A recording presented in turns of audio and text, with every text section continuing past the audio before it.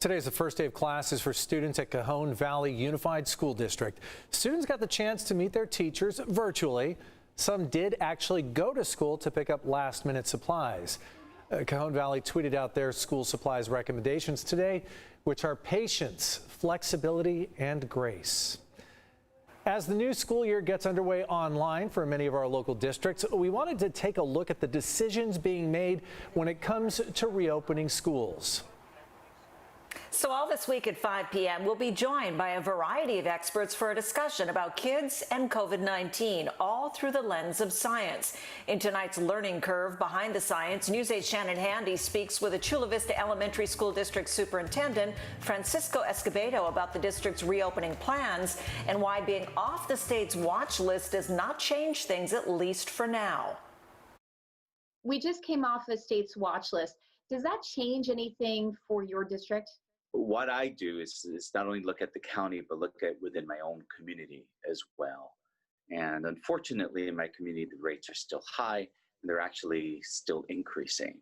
So even though we're off the watch list, when I look at my community areas, we're still at a very high rate. So at this point, what is the plan for your district, whether or not we're on or off the watch list? Our plan is to remain on distance learning, and then after Labor Day, begin bringing children back under childcare. So our students whose parents are essential workers, are homeless, are foster kids, and some of our English learners, as well as some of our special need kids, students. We want to bring them back.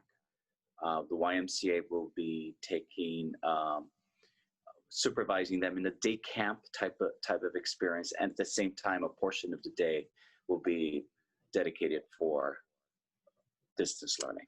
Do you foresee at any point throughout the school year you will be offering parents that option to send their kids back to school, maybe a hybrid model? Absolutely, that is our intention, that once those levels begin to mitigate or decrease significantly, that we'll be able to do a hybrid model. And the intention is to bring back the youngest students, pre-K, kinder, and first, second, and gradually begin bringing our students back. Where is this extra funding coming from to prepare students and teachers for when they are back on campus? So we did receive a significant portion of PPE equipment from the county, and then through the CARES Act that also came from the state, we have a pocket of money to utilize. What drives the decisions that are being made within your district? What drives the decisions is one, the